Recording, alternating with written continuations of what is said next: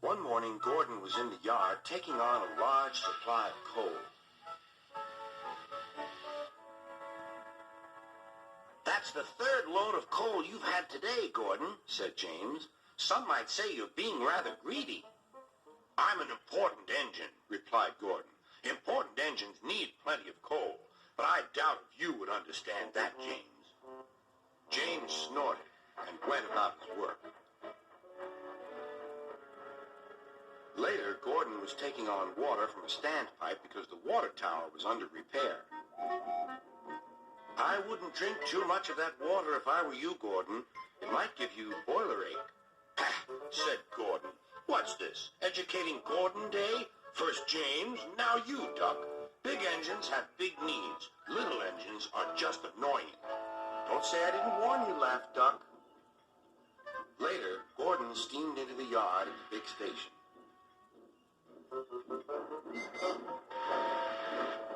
"That's what I need," exclaimed Gordon. There, emerging out of the sheds, were two shiny tenders. "Now, if I had two tenders," said Gordon, "I wouldn't need to stop so often, and I wouldn't have to listen to silly little engines." "Those tenders belong to a visitor," replied his driver. Diesel sidled up alongside. "Everyone knows that tenders are a mark of distinction, but I'm afraid that no amount of tenders will save you in the end. We Diesels are taking over, and we don't need tenders to make us important, not even one." Gordon was most upset. He was feeling just the same next day. "I'm not happy." "I know," said Duck. "It's boiler ache." "It's not boiler ache," protested Gordon.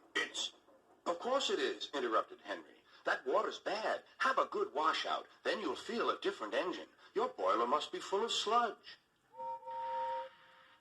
"Don't be vulgar," huffed Gordon. He backed down onto his train, hissing mournfully. "Cheer up, Gordon," said Sir Topham Hatt. "I can't, sir. Is it true what Diesel says, sir?" "What does he say?" "That Diesels are taking over." "Don't worry, Gordon. That will never happen on my railway." "One more thing, sir. Why did the visitor have two tenders?" "Because he lives on a railway with long distances between coaling depots." Gordon felt better. But Henry started complaining. He banged some cars angrily.